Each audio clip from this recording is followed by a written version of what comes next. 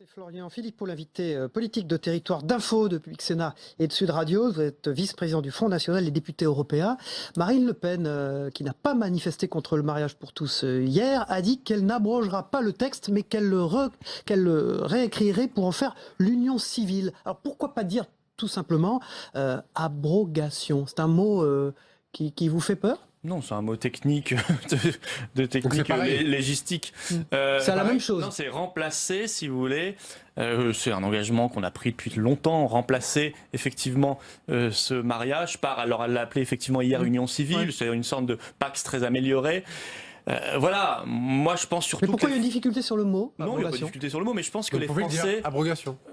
C'est un remplacement, donc si l'abrogation, il n'y aurait plus rien après. C'est pour ça que c'est compliqué de dire cela. Ouais. Donc c'est remplacé par... Vous ne pouvez pas dire abrogation. Ce ne serait pas correct techniquement, parce que c'est remplacé par un autre texte. Sinon, c'est difficile à suivre pour les gens. Non, c'est facile, je pense très facile à comprendre. On remplace par une union civile. Mais moi, je pense surtout, je vais vous dire, que les Français commencent à être lassés, qu'on agite comme ça des sujets sociétaux. Attendez, justement, attendez, à ce propos, pour les diviser, parce qu'on a beaucoup divisé la France avec cette question-là, inutilement. Alors que là, ils attendent maintenant des réponses sur les vrais sujets. Notamment pour les familles. Attendez, les vrais sujets pour les familles aujourd'hui, c'est quoi? Je vais vous dire, les familles françaises se lèvent le matin en se disant, est-ce qu'on aura une place à la crèche? Non, Florian Philippot. Comment on finance les études du gamin à 17-18 ans qui va avoir un logement étudiant à Paris ou dans une grande ville?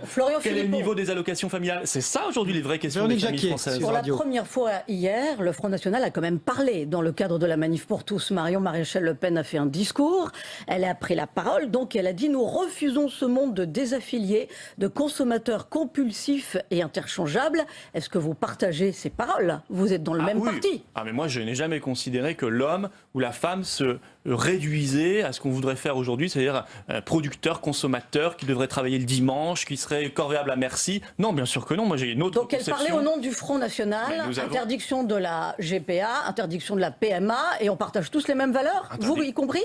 Mais bien, interdiction de la GPA, mais évidemment. Non, mais quand on veut mettre une... Vous savez ce que c'est que la gestation? Mais quand on dit qu'on n'abroge pas la loi sur le mariage pour tous... Vous savez ce que c'est que la GPA? C'est pas simplement un acronyme, c'est louer des ventres. C'est considérer que l'enfant, en quelque sorte, est une marchandise, que la femme elle-même peut louer son ventre comme on peut louer, je sais pas, n'importe où, un garage. Enfin, c'est complètement effrayant comme vision de l'homme et de la femme. Donc évidemment qu'il faut refuser la GPA. Notre-Dame-des-Landes, Ségolène Royal, dans le journal du dimanche, a dit il faut qu'on arrête les frais concernant le site de Notre-Dame-des-Landes. Est-ce que c'est un couac? Et certains parlent d'ambition personnelle de Ségolène Royal face à Manuel Valls et François Hollande et même M. Macron, et la liste commence à être longue aussi. Mais comment on se sort de Notre-Dame-des-Landes avec des zadistes plus que déterminés pour ne pas partir? J'ai vu Ségolène Royal en arriver à la solution que nous préconisons, parce que nous avons fait une campagne active là-bas, notamment avec notre collectif qui s'appelle Nouvelle Écologie, qui a été une force de proposition importante dans la région.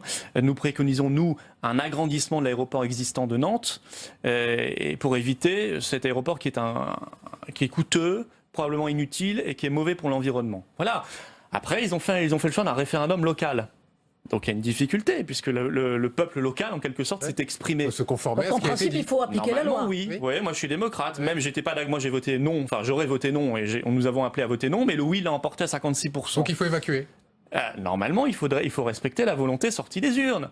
Après, s'ils veulent changer de solution et aller vers une solution plus pragmatique, il faudra la resoumettre à référendum. Voilà, j'essaie d'être démocrate jusqu'au bout. Pour finir, Florian Philippot, David Rachlin a été nommé directeur de campagne de Marine Le Pen. Il était notre invité la semaine dernière sur ce plateau. Vous êtes déçu de ne pas l'avoir été? Quel va être votre rôle dans la campagne? Ah non, pas du tout. Déjà, je n'étais pas du tout demandeur pour l'être. Je l'ai déjà été. Je pense que c'est chacun son tour. Et je suis très très heureux que ce soit David, que j'aime beaucoup, qui est un garçon formidable, sénateur maire de Fréjus, qui bosse très très bien, et je serai moi aussi très actif dans la campagne. Quel rôle vous aurez? Moi, je fais un peu ce que je fais maintenant, mais en mode campagne. Je vous pose cette question parce qu'on je suis vice-président à la stratégie et à la communication au Front National. J'aiderai au maximum la candidature de Marine Le Pen. Il y a une entente au sommet entre les lieutenants de Marine Le Pen? Il y a une vraie entente, il y a une vraie union, un vrai rassemblement, et en particulier en ce qui me concerne avec David Rachlin, que je connais depuis bien longtemps, ça fait longtemps qu'on travaille ensemble.